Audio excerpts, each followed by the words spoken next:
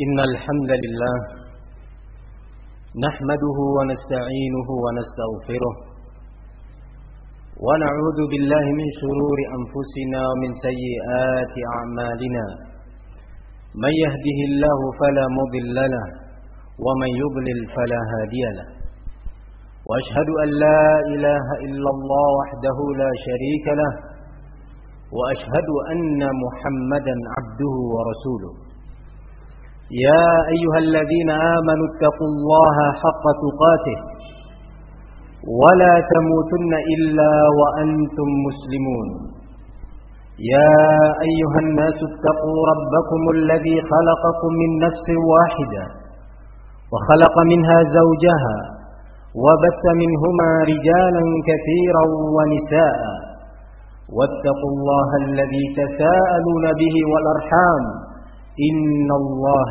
كان عليكم رقيبا يا أيها الذين آمنوا اتقوا الله وقولوا قولا سديدا يصلح لكم أعمالكم ويغفر لكم ذنوبكم ومن يطع الله ورسوله فقد فاز فوزا عظيما أما بعد فإن أصدق الحديث كتاب الله وخير الهدي هدي محمد صلى الله عليه وسلم وشر الأمور محدثاتها فإن كل محدثة بدعة وكل بدعة ضلالة وكل ضلالة في النار أيها المسلمون عباد الله kaum muslimin hamba-hamba Allah yang dimuliakannya. Allah subhanahu wa ta'ala telah melimpahkan berbagai nikmat dan beragam karunia siang dan malam, pagi dan petang, dan di setiap langkah serta detik kehidupan kita ini. Berbagai nikmat itu tidak mungkin seorang hamba pun yang mampu untuk menghitungnya. Bahkan seluruh hamba, seluruh umat manusia, jika berkumpul, bersatu, saling tolong menolong untuk menghitung seluruh nikmat Allah, niscaya mereka tidak akan mampu menyebutkannya secara lengkap. Pada kesempatan siang hari ini di Jumat yang mulia ini, ibadah salat Jumat berjamaah di masjid yang mulia ini, kita ingin menyebutkan salah satu nikmat terbesar yang Allah karuniakan kepada kita, namun kebanyakan dari umat manusia, kebanyakan dari kita ini lupa dan lalai bahwa itu adalah nikmat yang besar. Sebuah nikmat ketika disyukuri, berterima kasih kepada Allah dan meletakkannya pada tempatnya, maka Allah pasti menambahnya, menambah kualitas dan kuantitas nikmat tersebut. Namun ketika nikmat itu tidak disyukuri, tidak pandai berterima kasih kepada Allah, maka Allah akan cabut nikmat itu dan sebagai gantinya, wal'iyadzu billah, semoga Allah melindungi kita semuanya, sebagai gantinya adalah azab yang akan menimpa kita semuanya. Nikmat yang saya maksud itu adalah yang Allah sebutkan di dalam salah satu ayatnya di dalam surat Ali Imran. Laqad manna Allahu 'alal mu'minina idz ba'atsa fihim rasulan min anfusihim. Sungguh demi Allah telah Allah karuniakan nikmat kepada kaum mukminin, yaitu dalam bentuk diutusnya seorang rasul, diutusnya seorang nabi, yatlu 'alaihim ayatihi, yang bertugas untuk membacakan kepada mereka ayat-ayat Allah, wahyu yang Allah turunkan kepadanya.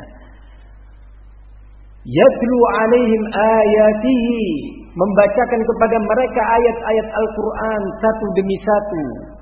Wa yuzakkihim, dan nabi itu tadi, rasul tersebut, membersihkan mereka dari berbagai amalan yang mengotori iman mereka, berbagai dosa yang mengotori akidah dan kalbu mereka, dari berbagai macam bentuk dosa.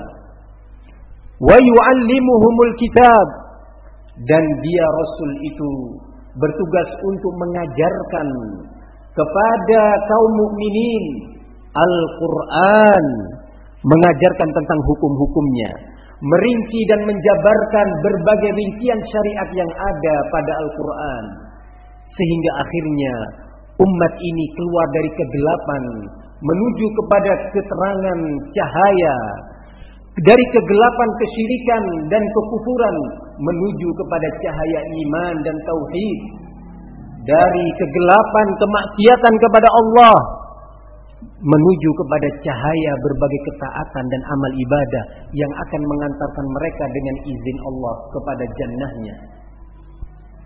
Nikmat yang besar ini wajib untuk disyukuri, yaitu diutusnya seorang nabi.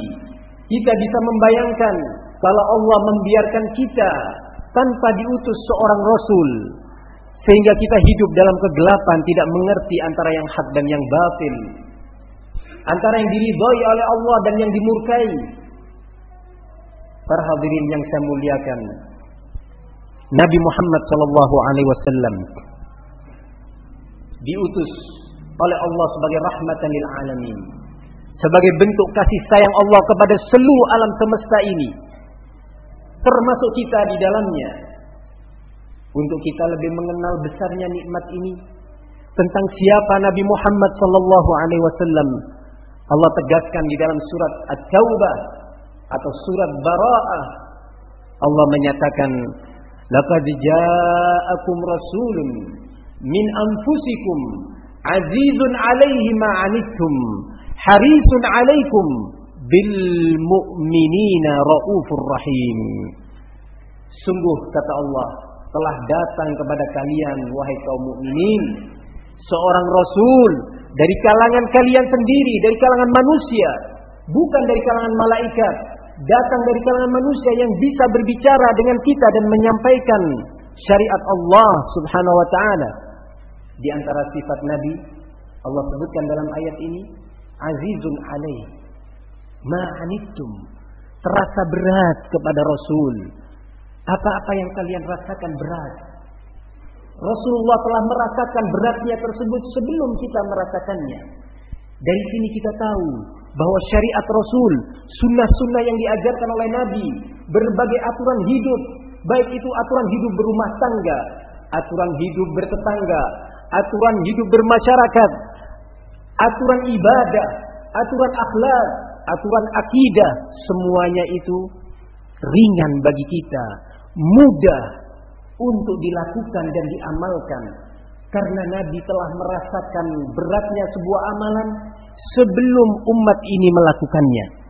Oleh karena itu, syariat yang telah disampaikan oleh Nabi ini, disampaikan oleh Rasulullah Sallallahu Alaihi Wasallam, adalah syariat yang sangat samha, yang sangat mudah untuk dilakukan oleh seluruh kaum mukminin dan mukminat.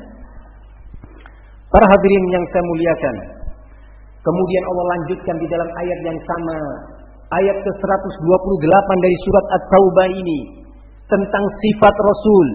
Harisun alaikum, dia itu, Nabi Muhammad itu, kata Allah, sangat bersungguh-sungguh, serius di dalam upayanya menyampaikan syariat ini kepada umat ini, menyampaikan berbagai amalan kebaikan yang bisa mengantarkan mereka kepada ridha Allah, untuk selamat dari azab Allah sampai kepada jannah Allah, dan selamat dari murka Allah Subhanahu wa taala.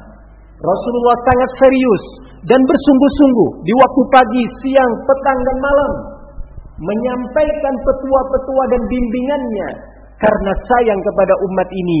Akhirnya Allah tegaskan di akhir ayat, bil mu'minina raufur rahim, dan Muhammad itu sallallahu alaihi wasallam sangat kasih dan sangat sayang kepada kaum mukminin.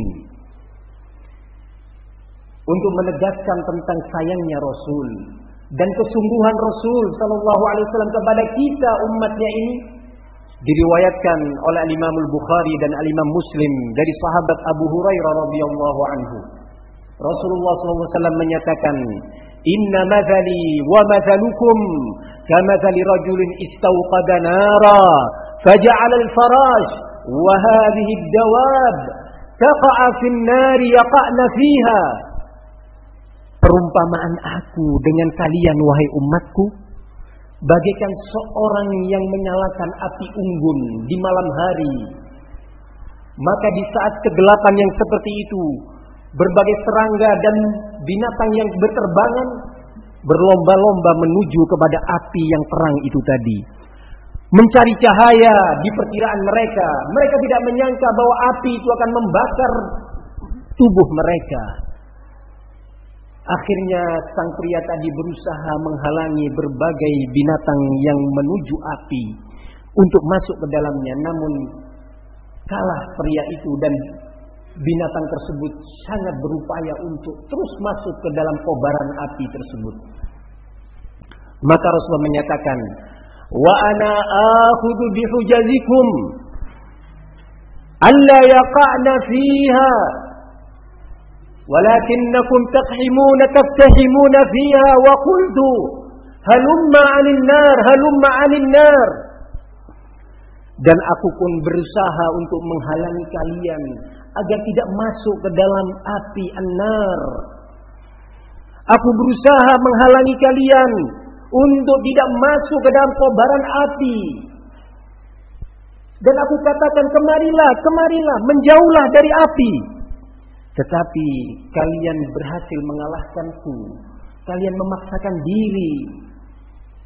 Para hadirin yang saya muliakan, betapa sayangnya Rasul, sehingga Rasul memberikan bimbingan kepada kita bagaimana cara beriman, bagaimana cara berakidah, bagaimana cara memahami Al-Quran, bagaimana cara beribadah dan berakhlak, bagaimana seorang suami membimbing istri, dan bagaimana seorang istri menunaikan kewajibannya untuk suaminya, bagaimana hidup bertetangga, bagaimana hukum seorang anak terhadap orang tuanya.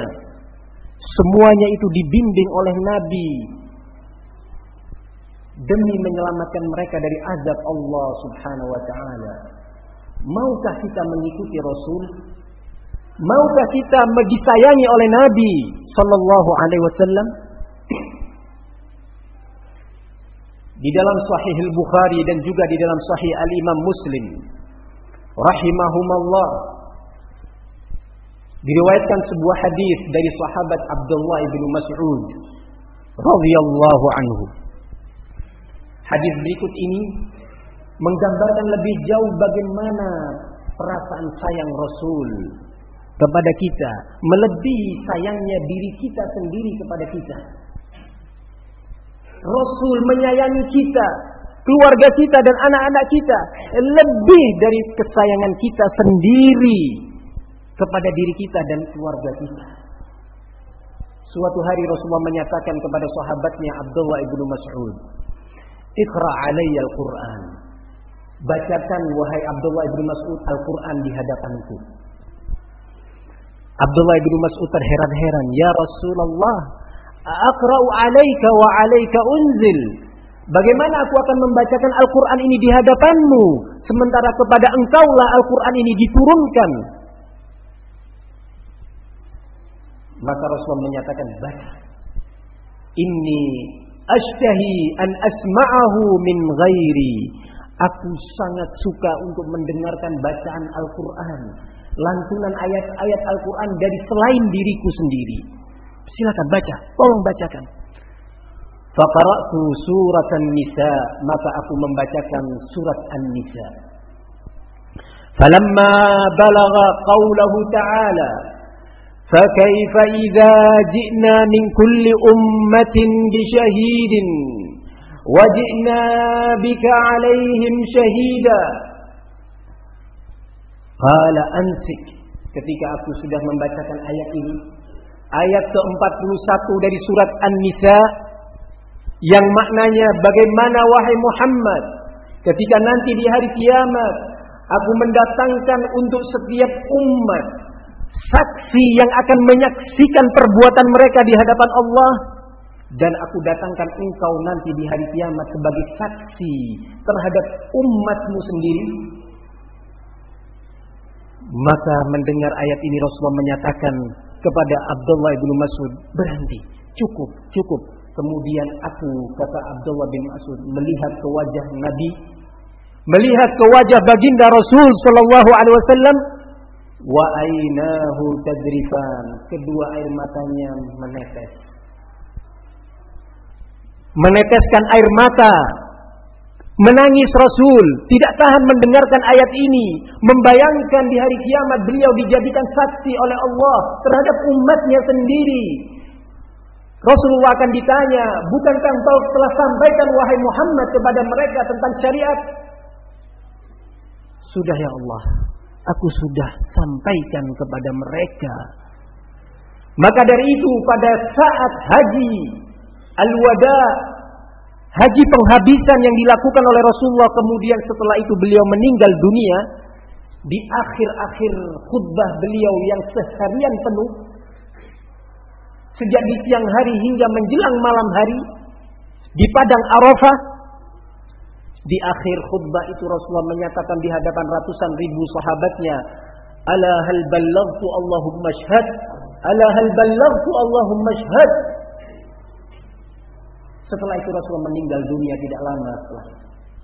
Ya Allah, bukankah aku telah sampaikan syariat ini? Aku tunaikan amanat ini, saksikan ya Allah. Maka Rasulullah ketika dibacakan ayat ke-41 surat An-Nisa ini tidak mampu menahan air matanya menucur, menetes dari kedua matanya.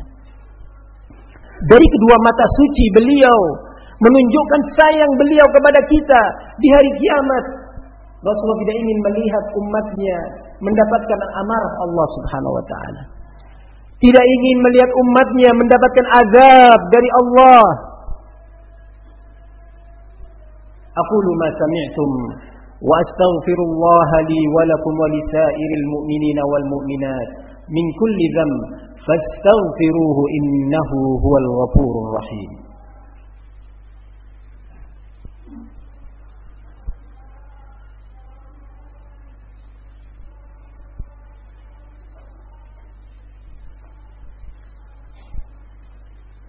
Alhamdulillah hamdan tayyiban katsiran mubarakan fihi kama yuhibbu rabbuna wa yarda wa ashhadu an la ilaha illallah wahdahu la syarika lah wa ashhadu anna Muhammadan abduhu wa rasuluh. Allahumma salli wa sallim wa barik ala nabiyyina Muhammad wa ala alihi wa sahbihi. Thumma amma ba'd. Para hadirin yang saya muliakan, dalam khutbah yang singkat, dalam khutbah Jum'ah ini kita tidak mungkin berbicara panjang lebar tentang siapa Rasulullah sallallahu alaihi wasallam. Tidak cukup waktu untuk menyebutkan tentang sifat-sifat mulia Nabi Muhammad sallallahu alaihi wasallam. Sekedar mengingatkan dalam waktu yang sempit ini, semoga Allah turunkan hidayah kepada kita semuanya. Kalau secara singkat tadi kita telah mendengar sekelumit tentang Rasul sallallahu alaihi wasallam sebagai nikmat yang Allah utus kepada kita, sebagai karunia yang Allah limpahkan kepada kaum mukminin, dan kita termasuk di dalamnya, yang kita berbangga dan berterima kasih memiliki Rasul utusan seorang Muhammad sallallahu alaihi wasallam. Maka dalam khutbah kedua ini secara singkat pula perlu kita mengetahui bahwa nikmat ini perlu dijaga. Wajib untuk diletakkan pada tempatnya, disyukuri kepada sang pemberinya, Allah Subhanahu wa taala. Ketahuilah bahwasanya Rasulullah sallallahu alaihi wasallam memiliki hak dari kita semuanya. Dengan kata lain, kita ini memiliki atau diwajibkan kepada kita oleh Allah beberapa kewajiban terkait dengan Rasulullah sallallahu alaihi wasallam. Oleh karena itu, Allah Subhanahu wa taala meletakkan berbagai ayat, menurunkan berbagai ayat di dalam Al-Qur'an tentang hak Rasul. Di antaranya Allah Subhanahu wa taala menyatakan, "Fala wa rabbika la yu'minun hatta yuhakkimuka fima shajara bainahum, thumma la yajidu fi anfusihim harajan mimma qadait wa yusallimu taslima." Ini salah satu ayat yang menerangkan kepada kita tentang kedudukan Nabi di hadapan umatnya, termasuk kita. Kata Allah, demi Rabbmu wahai Muhammad, tidaklah mereka itu beriman Tidaklah mereka itu beriman. Tidaklah mereka itu beriman sampai mereka mau menjadikan kamu, wahai Muhammad, sebagai hakim pengambil keputusan dalam semua urusan yang mereka permasalahkan. Urusan rumah tangga dengan istri, istri dengan suaminya. Siapkah rumah tangga itu menjadikan Nabi Muhammad sebagai hakim pengambil keputusan ketika mereka berselisih? Atau mereka akan mengambil selain daripada bimbingan Rasul untuk mengatur rumah tangganya, mengatur anak-anaknya, putra-putrinya dalam kehidupan ibadahnya? Siapkah dan maukah dia menjadikan Rasul sebagai panutan dalam setiap gerak ibadah yang dia lakukan? Dalam urusan akidah dan imannya, di dalam memahami Al-Quran, memahami Islam, maukah mereka menjadikan Nabi sebagai panutan, meninggalkan segala logika, meninggalkan segala aturan manusia dimanapun dan kapanpun untuk tunduk kepada aturan baginda Rasulullah Sallallahu Alaihi Wasallam? Maka Allah memulai ayat ini dengan sumpah, "Fala wa rabbika," demi Rabbmu wahai Muhammad, tidaklah mereka beriman sampai mereka mau menjadikan kamu sebagai hakim pengambil keputusan dalam setiap urusan yang mereka permasalahkan.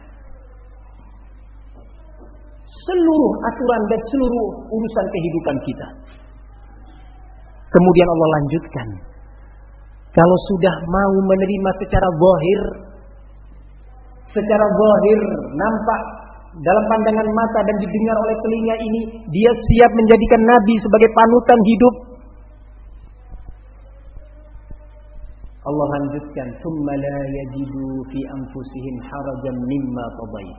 Kemudian mereka tidak mendapatkan rasa sempit dada terhadap berbagai keputusan, aturan yang telah engkau tentukan wahai Muhammad. Allah yang berbicara ini. Al-Quran, kitab suci kita yang selalu kita muliakan, yang kita akan marah ketika kita mendengar ada suatu kelompok atau seorang atau bangsa yang akan menghina Al-Quran, menginjaknya atau membakarnya. Kita akan marah, tetapi kita harus lebih jauh mempelajari Al-Quran agar Al-Quran ini berwibawa, agar Al-Quran itu dihormati. Kitalah berada di garda terdepan untuk menghormati Al-Quran. Salah satu ayatnya yang terakhir kita dengarkan, secara batin dia sudah siap menerima, ikhlas karena Allah, atau selain itu niat-niat yang ada di dalam kalbunya, wa yusallimu taslima, dan mereka benar-benar berserah diri kepada hukummu, kepada peraturanmu wahai Muhammad sallallahu alaihi wasallam. Terakhir yang ingin saya sampaikan, oleh karena itu bermula dari satu ayat saja tentang hak dan kedudukan Rasul sallallahu alaihi wasallam terhadap kita semuanya. Wajib bagi kita untuk belajar tentang siapa itu Nabi Muhammad. Kita belajar apa saja aturannya. Bagaimana Rasulullah mengatur dalam urusan rumah tangga. Bagaimana Rasulullah mengatur dalam kehidupan bermasyarakat. Bagaimana Rasulullah membimbing dan mengatur kita dalam kehidupan beribadah, berakidah, berdakwah, bermanhaj, bernegara, sebagai rakyat, sebagai pemimpin, dan seterusnya. Semuanya telah dibimbing oleh Nabi. Kalau kita mau mencari bimbingan itu dari Rasul, pasti kita selamat. Kita, rumah tangga kita, bangsa dan negara kita pasti selamat. Pasti.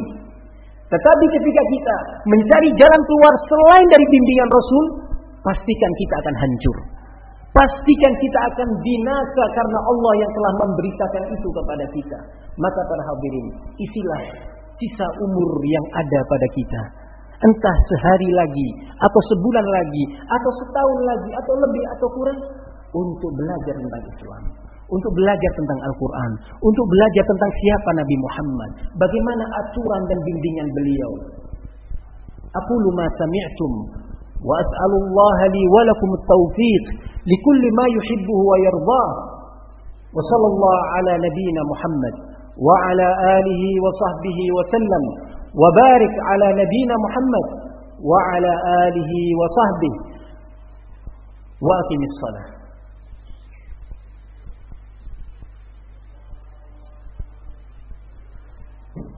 رب